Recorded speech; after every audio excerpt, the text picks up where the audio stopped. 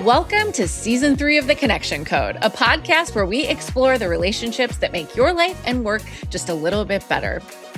Hi, I'm Rachel Gilman-Rischel. I'm the founder of 3PR, an agency that focuses on healthy food brands. But my other obsession is introducing people that I really think should know each other.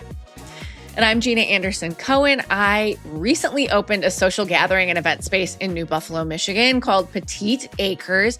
But before that, I spent about 13 years tricking adults into making friends through fitness at a company called A Sweat Life. Needless to say, I am obsessed with friendship, connection, and gathering. So Jeana, not only are we kicking off season 3, which means we have done 50 episodes and we're on this amazing journey together, but for the first time, we are welcoming a sponsor to the show, and this one is personally fulfilling. Well. No surprise, this came about over coffee with a connection, but what we're doing is we are welcoming a friend of mine to the show. Her name is Kelsey Gilbert-Kryling, and she is superhuman. She runs Week of the Website, which is the company that I've done the most work with for her. She has built 4 different websites for me, and they do an incredible job of building websites in the span of a week. But she's launching a brilliant new business that I introduced you for called Eventually. And if you have ever hosted a ticketed event and you have cursed the existing platform for charging layers of fees and forcing everything through a separate ticketing site, Eventually is an actual game changer. It's event ticketing and registration that runs on your site and matches your brand. Ta-da! It fits seamlessly inside your site and it has a flat monthly subscription. I feel like I have to say this again because this has killed me on so many Between Bites events, so many No Small Talk events. There is not a per ticket fee ever, which is like the death of a million paper cut situation. Kelsey was so kind. She even gave us a special discount code. So you can go to eventuallyticketing.com/the connection code. And if you use the code CONNECT10, you get 10% off your first year with Eventually. So thank you, Kelsey and Eventually, for being this fabulous supporter of our podcast. You're bringing people together. We want to bring people together. It felt like a great marriage. I can't wait to try it. Honestly, I've tried a lot of event platforms. I feel like this is perfect for Petite Acres. Yeah, it might be. It might be. It absolutely is. It's happening. Well, I'm so excited for that, Rachel. And that actually brings us to our big question. Because we're entering season 3, I want to talk about what connection has been teaching us and what we've been learning from the guests on the Connection Code. We've had a lot of really amazing guests. But first, let's do a summer check-in. What surprised you the most this summer or challenged your idea of connection? Okay, I have to give you a compliment first. You prepared a wonderful list of questions for today, and it was really fun to think through these. And I also love a recap. So this summer of connection, I realized that I'm experiencing a gap between what I anticipated for the summer in terms of my social life and what is actually transpiring. And it's not a bad thing, but I had this vision for myself. And I was like, oh, the twins are going to sleepaway camp for 3 weeks. Ruben and I are staying in Chicago. I'm going to plan so many things. I'm going to be out. I'm going to really fill that time. And I kind of didn't. And again, it's not a bad thing, but I just found myself wanting quieter evenings. My husband, Ruben, and I went for walks. It was earlier bedtimes. It was just a different pace. And I think what I'm sort of realizing is that if you want a lot of friendship and activity in adulthood with other people who have kids, it takes a lot of work. People are on different schedules, different camp, different vacation. And I don't know that I actually wanted to do the lift and the labor of filling the calendar. And so I just let it sit, which is kind of unlike me. And so I still feel like I'm having a connected summer, but not at the pace and intensity that I had forecast for myself. And I'm just sort of sitting with that. How about you as you're running a new business and almost 20 weeks pregnant? I know. Well, maybe that's exactly what you needed, Rachel, because sometimes it's like when you're like a friendship generator like you are, sometimes friendship, it is always fulfilling, but sometimes it's also draining to be the one who's always making the plans. So I think it might have just been what you needed for your summer vacation to maybe make fewer plans and have a little more space. So I think that's Maybe kind of I nice. need more friendship generators in my life so that Yeah. I'm not always doing the lift. I don't know. Making the plan. Yeah. Yes. Maybe. Yes. Or you could just start delegating to the friends who always let you plan everything. What do you think about maybe you planning an activity? But they probably are like, you like planning. Oh, this is a whole other thread to go into is like once you Yeah. have an assigned role and it's Yeah. just assumed that you're going to be the reservation maker Right. and the instigator, how do you get out of it? Yeah, absolutely. Okay, so this summer, I've been so busy that I feel like what has surprised me about connection is I am both connecting with new people and trying really hard to stay connected with like my old friends. Yes. I'm not doing a great job at it. I'm trying my best. Like a great example, a concrete example of it is I missed my best friend's 40th birthday because the invitation went to an email address I don't check. and so there was a misunderstanding. She didn't check in on it because she assumed I was busy with the business, and I didn't follow up. Like, are you doing anything? Are you doing anything that I missed or anything I should come to? Because I assumed like if she was doing a party, like I would know about it. And then I saw it was the worst feeling. I saw pictures of it online or like got a text from someone and had this sinking feeling in my stomach, like, holy shit, I wasn't invited. Oh, you thought you weren't I included, thought I not that you wasn't missed it. included. Okay. Yeah, I thought I wasn't included, but then I came to find out that I just missed it. I just missed the invitation because it went to this like 20-year-old email address that that is just spam at this point. And she's known me since that email address was the one. So there's no reason why she would think to update that. but there was definitely a day where I felt really sorry for myself and really sad about it. But like that stuff happens. It was a misunderstanding and we talked it out, but I was definitely bummed about it. That's a hard connection moment because it's not Yeah. anybody's fault, but I can see why it's Right. painful on both sides. Right. You do a special makeup celebration or something that gives you both a Yeah. chance to connect? We should. We absolutely should, because I have a gift for her and I don't want to just send it. Yes. So that was, you don't want to ever like miss someone's big moment. So I was bummed about that because she shows up for me. I feel like the irony is what you're doing this summer by running Petite Acres is helping other people connect constantly with weddings Right. and retreats. But then how do you make sure you don't lose your own connection in the process? Right. And how No do you answer. get It's just a people- question. Yeah, no answer. Yeah. I know. How do you get people to make plans with you on Mondays and Tuesdays? Impossible. Hospitality industry days. Yes. I know. Well, let's jump back to our season 2 guests, because we had some incredible guests who I think each had their own nugget of wisdom, at least one, but many had multiple. Rachel, which guests are you still thinking about? Again, a great question, but the first thing that came to mind, and maybe I'm a little bit biased, was Sure. my niece Lily. She came on to talk about autism and connection. Mm-hmm. She's 12. She was very transparent. She was very well spoken. The reason I'm still thinking about it is twofold. One, she completely surpassed my expectations and how articulate she was about the experience of living an autistic life. I felt like she showed up with so much more than I ever thought she could bring to a podcast as a 6th grader. The second thing is that it had such far-reaching implications. We've never recorded an episode where more people have come into my world or my sister's world to say, I listened to this episode and I wanted to let you know that.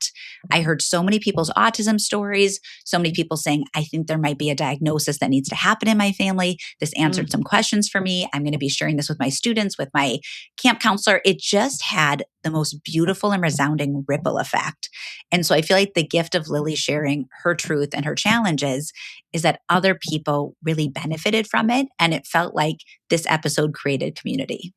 Mm-hmm. Wait, I will just say that Lily came to that episode with such poise and and command of the conversation that I don't think I was ready for her to be that put together. And she really did offer such nuggets that she didn't have to do that. Like she didn't have to share her story about autism because so often we ask for people with like different perspectives on life who maybe have or live in the minority or have a different perspective to like help us understand instead of just seeking to understand. And she really did the work for a lot of us, which was very beautiful. How about you? Who is still living in your brain?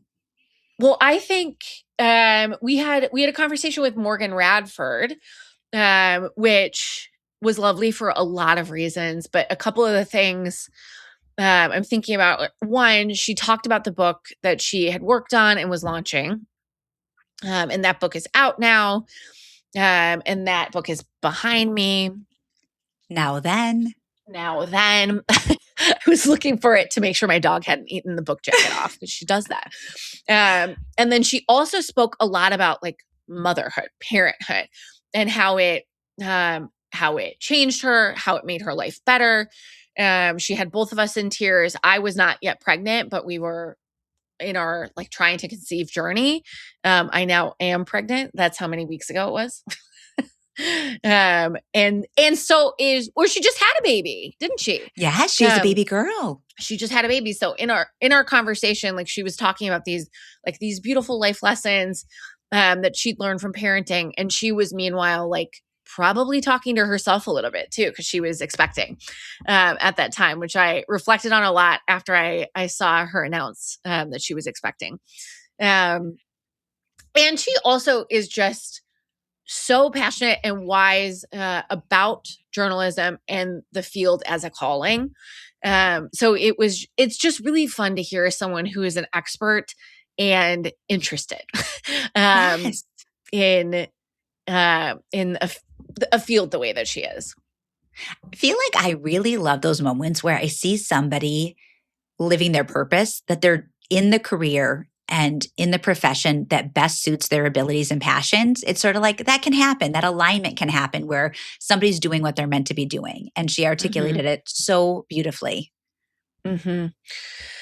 All right, let's dig into conversations that changed your own behavior. So, Rachel, was there a guest or a conversation that changed the way you behave in connection or changed the way you think about connection? Yes. On one hand, it was a permission slip. On the other hand, it was a warning sign. So we talked to Professor Leslie John. She wrote this book called Revealing: The Underrated Power of Oversharing. And what I love about this book and her research is that it does validate my entire personality, that oversharing, for the most part, is a really good thing for building connection, and that vulnerability creates a space for people to come together. So sometimes I'm not the most discreet. Sometimes I go places really quickly.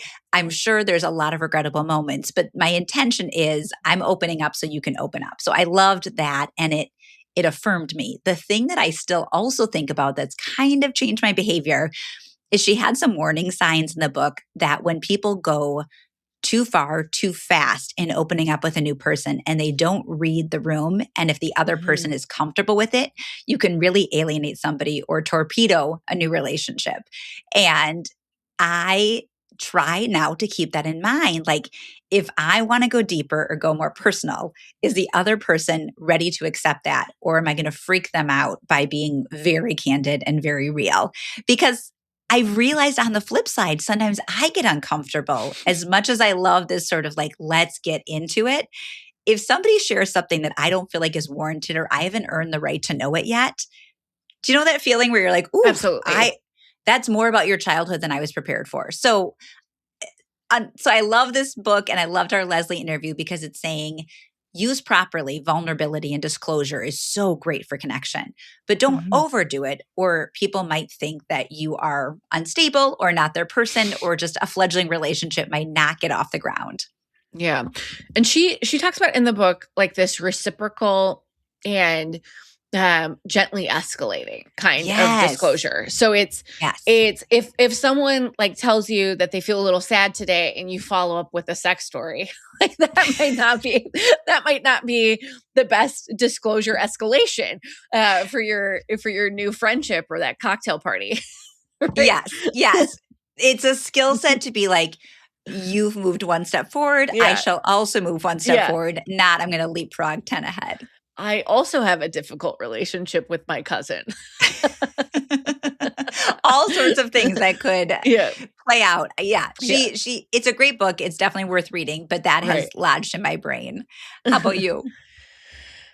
Okay, so I think Laura Sanchez Greenberg, who is like the highly sought after career coach,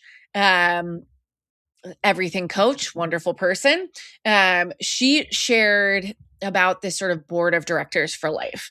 And while I haven't personally asked anyone to be on my board of directors for life, I have been thinking about friends as sort of like, not like what they can bring to my life, because that's ridiculous, yucky, but more like what are the questions I can ask this person that tap into their expertise and also maintain our friendship. So I like the board of director for friendship. I think about that a lot, and it has kind of given a little tweak to my thinking on friendship and connection. You know what else she said? That it was such a good interview with Laura, and I advise it for anybody. But she also talked about mentoring up and down, as in find people who are younger than you and at earlier stages in their career to be part of your board or part of your circle, because as you age, you don't only want mentors that are at your level or older, because then you're missing a whole different perspective. Right. Yeah, that was really interesting too, because you forget one of the most important things about a generation behind you or two generations behind you is that they come by new technology much more naturally. Oh, yes. And they can offer it to you in these easy terms because it comes to them naturally if you're willing to ask for help. So I think just remembering like, okay, I bring experience and I have these skills, but you have a natural talent for what is current. And that is something that I do not have anymore. So how can I like give you what I've learned from experience, maybe lend you some confidence, and ask you to help me and lend you some confidence is a Laura Sanchez Greenberg term, and maybe ask you to loan me some of your current knowledge and the way it comes to you so naturally. Yeah, because I never want to feel, this is me speaking personally, I never want to feel dated and that I'm unable to learn and evolve. But there are things that are just going to come with the territory of being in your 20s versus being in your 40s. So right now I'm in my season, as you know, where I'm helping a lot of college grads figure out their post-college internships and their first jobs. And they're so great and they're prepared. And I'm really impressed with how they're showing up for our meetings. But there might be a point where I say, hey, now that you've landed, I need to understand what your world is like and what is your first job like and how are you using AI and where is social media playing a role? And are you even watching legacy media? Like, is that relevant to you? So I think probably no, but having this wide berth of people at different life stages, very valuable. Yeah. All right, Rachel, I want to know, what is a piece of advice that we've gotten from a guest that you've actually started using? Do you remember our fabulous interview with friendship expert Danielle Bayard Jackson? I love her. I do remember that. I want her to come back. It wasn't enough. But there is a thing that she said, among many brilliant things, where she dispelled the notion that friendship should be easy. Yeah. And I think even as an adult, I've often fallen in the trap of friend chemistry. Like, oh, we have a spark, we get along, so therefore the friendship should just flow. But when you're in this life stage and you're already busy and you have so many things that take up time, friendship actually requires work. And that's like the unsexy reality of creating a new relationship. And if you think it's supposed to just be easy and seamless and then it's not, you might give up too fast. So I really liked her advice of, you can click with somebody and feel like they have a lot of potential to be a good friend, but you still have to try.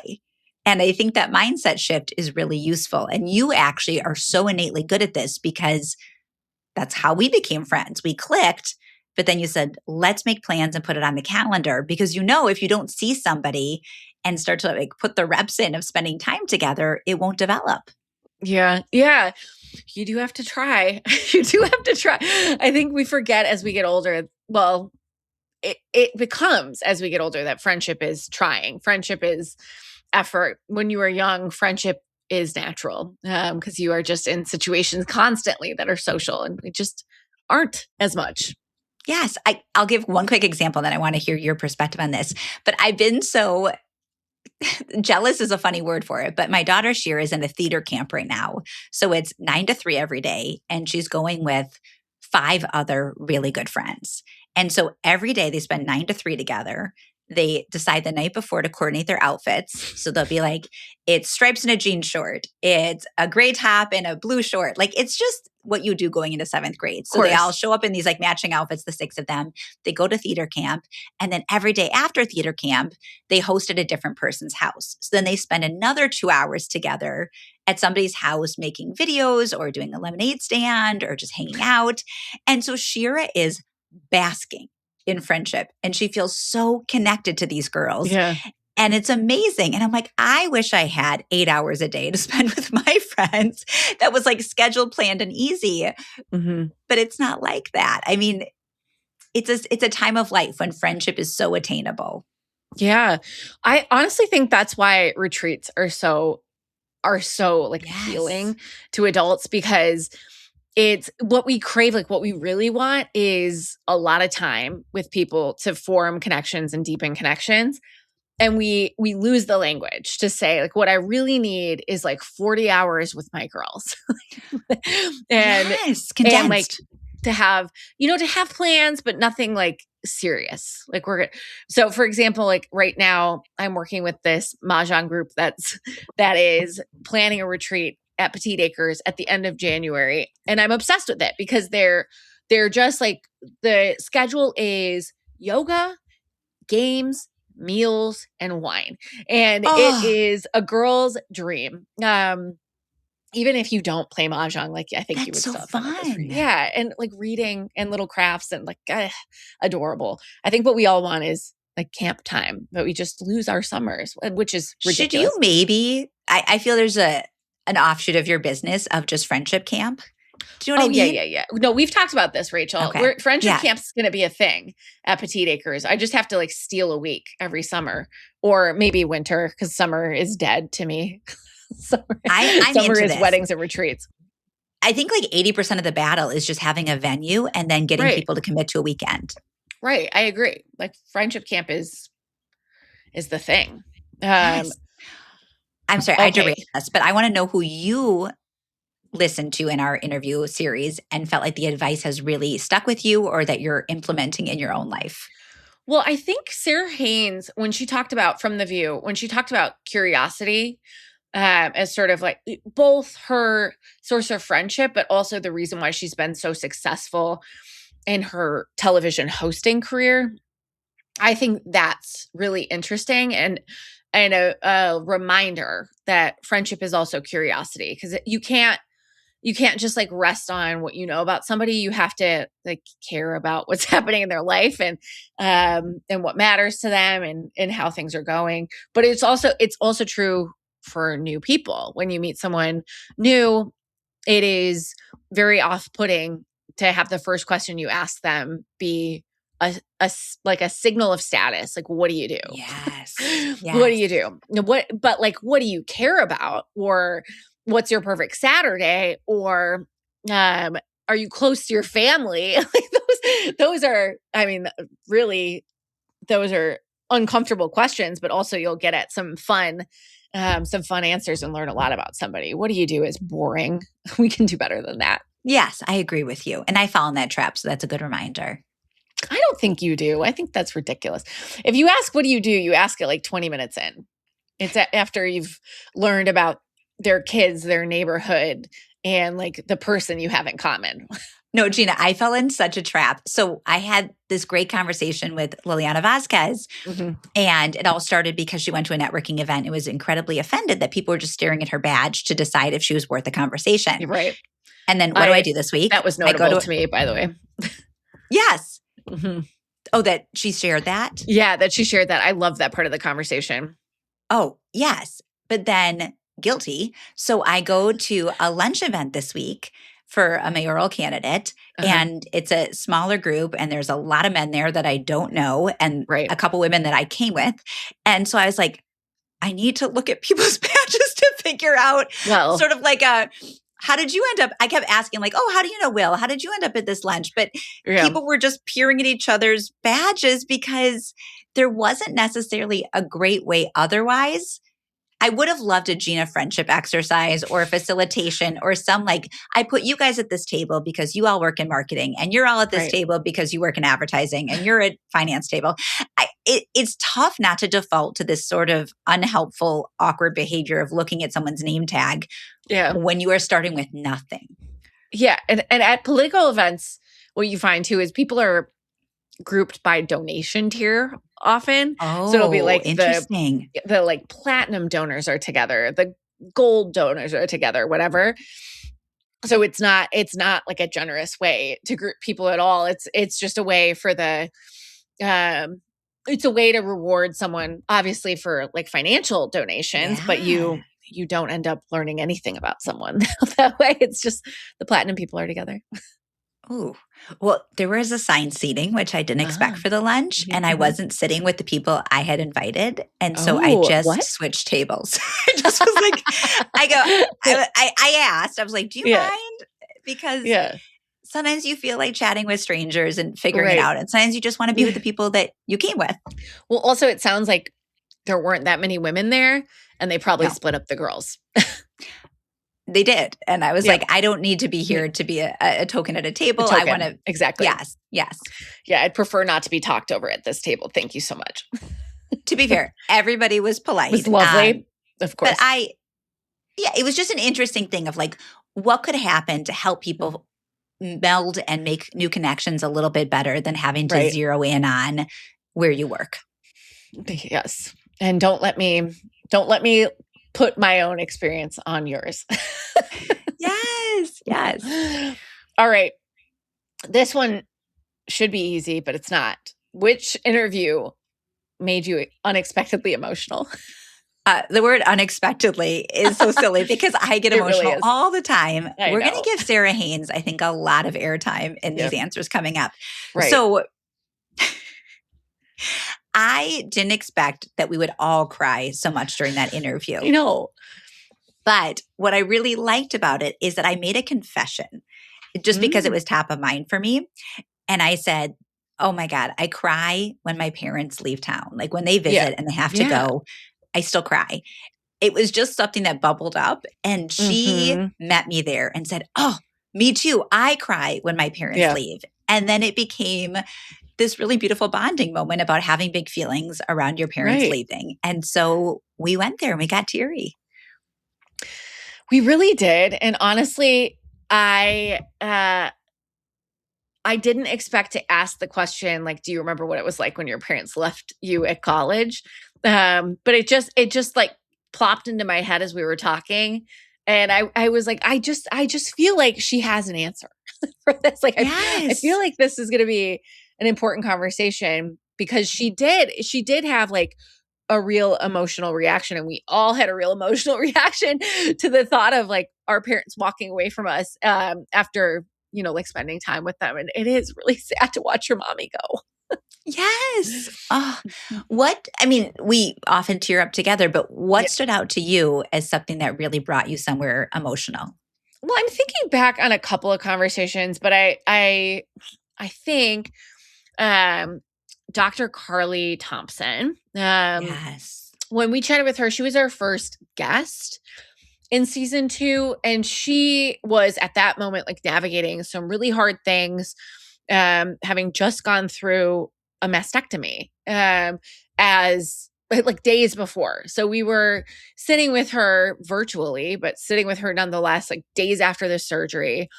And she was talking about like the very real feeling of being a breast cancer surgeon who had experienced breast cancer herself. And I just think back on that interview now with a lot of emotion. And I Yes. also felt in the moment all of the feelings, and us, you and me, Rachel, trying to keep it together. So it wasn't like us just crying about her cancer when she was there bringing such like, one, beautiful emotion, but two, such important clinical research about early detection of breast cancer, so that the listener could be reminded to get your screening, get your mammogram, because hers was caught in her very first mammogram. But it's a lot just thinking about like her and her family and her practice and the irony of it all, and also like the luck that it was caught, and it was caught early. And I'm getting like emotional thinking about it right now too. Like she was just like a wonderful guest. I don't say this for everything, but I would really encourage people, if they're interested, to watch the YouTube video that we have of it, because you can just get all the facial expressions and the Right. nuance of that conversation, because it was very layered. Yeah. And I've known Carly for many years. She's married to a friend of mine from 7th grade. It hit very hard. The interesting upside, the twist, I don't even know if I've told you this, is that What? they moved to Bali. And Okay. so they're living in Bali. They're homeschooling the Amazing. kids right now. They are like recentering and reimagining their lives and putting health at the center and their family forward, and like trying to kind of get out of the machine of all the things that can come with crazy careers and kids' activities. So they're working on a big project around it, and they released a teaser video, which I should send to you. Yeah, Ryan and Carly are going to continue to, I think, live big, impactful lives. And Right. I'm excited for how they reveal it. But that interview, that's a beautiful callback. That was a special one. Oh, wow. I can't wait to find that teaser video. Okay. Rachel, what conversations continued after we stopped recording? Okay, I don't mean to sound like a broken record, but this is, I feel like, a good example. Yeah. So we really did chat with Sara Haines a fair amount, and Yeah. she said something for her. I don't know if it's her dream connection or just something she was interested in, but she did mention she was very excited about the WNBA. And you and I had a mind meld, the same reaction, where we're like, we have Sarah one Spain. friend, Sarah Spain, who's like the Kevin Bacon of women's sports, knows everybody. And we're like, Sara Is Haines, everywhere. everywhere. We're like, Sara Haines, you should meet Sarah Spain. Mhm. And thankfully, Sara Haines was game. And then we believe in consensual introductions and making sure we're not a bother. So we checked with Sarah Spain. And then lo and behold, maybe about a month later, Sarah Spain was in New York. The two of them went for coffee, fell in love, had that magic friend spark, sent us a selfie. Then they closed the loop and started a text chain with us. And to me, that was like a perfect example of a post-interview chat with really a well-intentioned introduction. Yes. And then a real life relationship transpired from it. You love to see it. Okay. I have two I want to bring up. Sara Haines, like shout out to Sara Haines, but I'll move on to Shabnam Mugharabi. She, like, I just loved our conversation with her. I thought about it a ton. I've, as a result, like, have listened to more like Soul Boom afterwards. So just thinking about like connection, the soul, what connects us, but from her perspective, has been really lovely. I think that episode's worth a listen for a lot of reasons. Selfishly, I was really excited because she's like Rainn Wilson's bestie, and I could like quote every episode of The Office, like so it's sort of like that one degree of separation, but also at the end of the day, like she and Rainn, and everyone who works in their soul enterprise, starting with Soul Pancake and now Soul Boom, they all think about the world from this like very connected perspective. And the Soul Boom journal came out after we had our conversation, or right before we had our conversation with her. And I just think that's such an interesting tool to think about the world as a more connected place, like as from a religious perspective or non-religious perspective, because it's not really coming from the perspective of any religion, but it is kind of thinking about like the higher power and the universe and the soul. But I do want to throw another one in. So when we chatted with Suzy Welch. She Love actually, Suzy. she was our connection to Leslie. So Leslie, why am I blanking on her last name? Help me so John. much. Yes. Thank you. Leslie John. She connected us to Leslie John. So Suzy Welch, first and foremost, lovely to speak to. She is an excellent storyteller and then also just a spitfire. So if you say something she doesn't agree with, she's like, no. And then she tells you why and you accept it. And that is that is how we all should strive to be. I think the lesson there that I've thought about a lot since then is to remember, like, it doesn't hurt anyone's feelings to disagree with them. And if it does, it's not about you. It's about yes. them. Yeah. Because we're often taught as women to just like be agreeable, be small, like just like get along and keep it moving.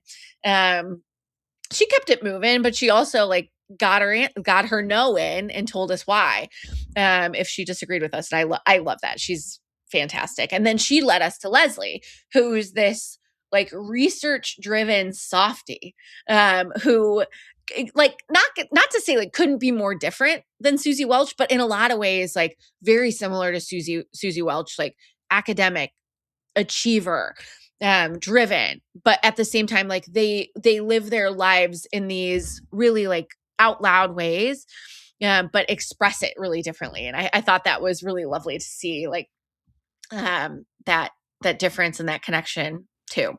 I'm smiling because I love Suzy's podcast, which is called Becoming You.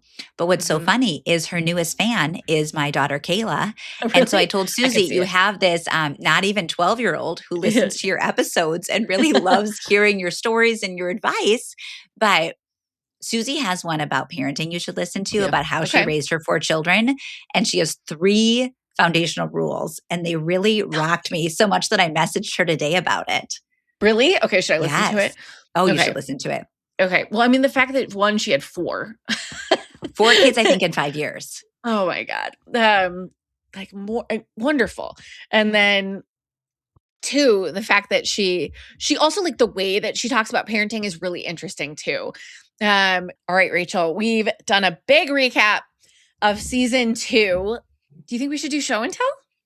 Let's do a quick show and tell. Also, I will tease something that we have some really good guests for season 3, and we're going to have great conversations with really fascinating people. So just stay involved. I hope you'll keep listening. It's a good one. Yeah, we'll be there too. We will be there. We're going to have conversations between us that are great and thought-provoking and honest. My very quick show and tell came from my high school mentor, who I still stay in touch with. 27 years later, my God. But he just told me about this thing called the Win phone in Japan. Have you heard of this? No. I mean, besides this document. Okay. This is so beautiful. It is a disconnected telephone booth in Japan, and visitors hold one-way conversations with their deceased loved ones.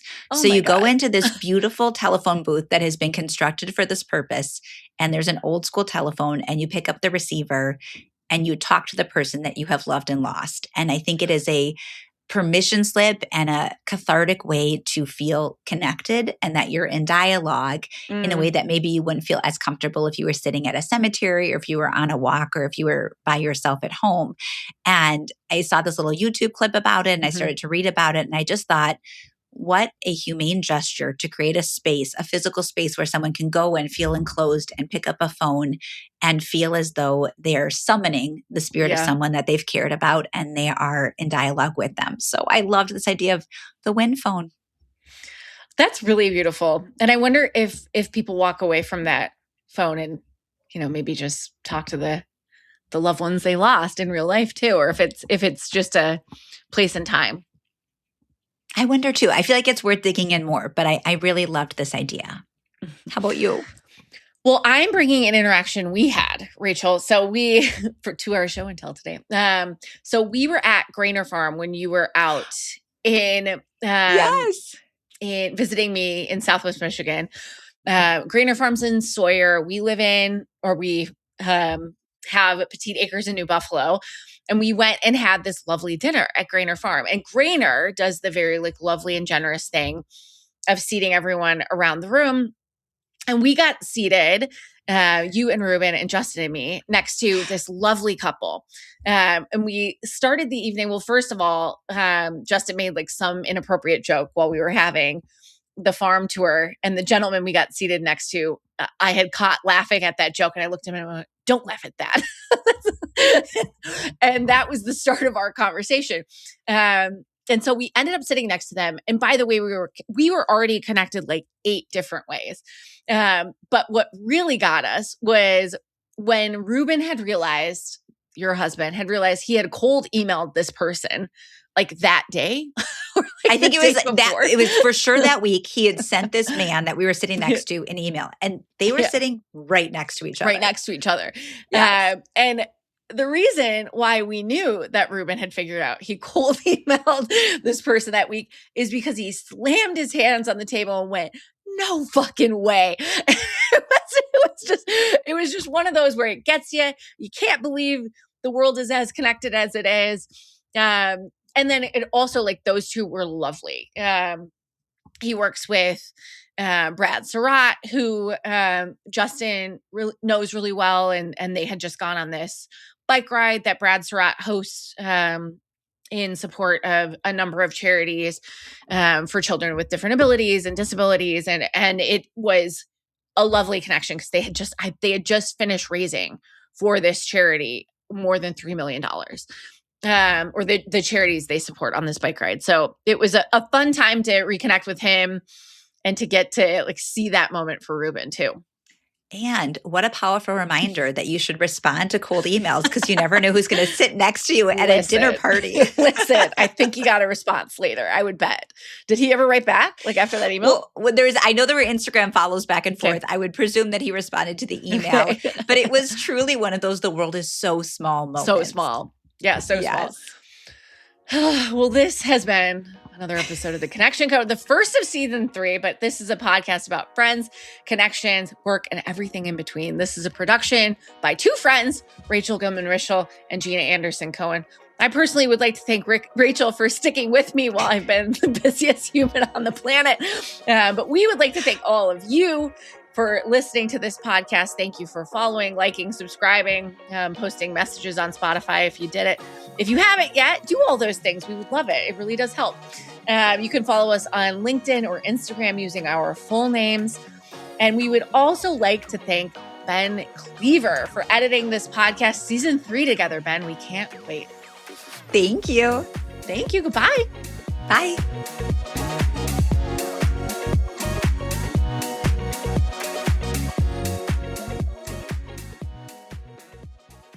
Hi, I'm Sara.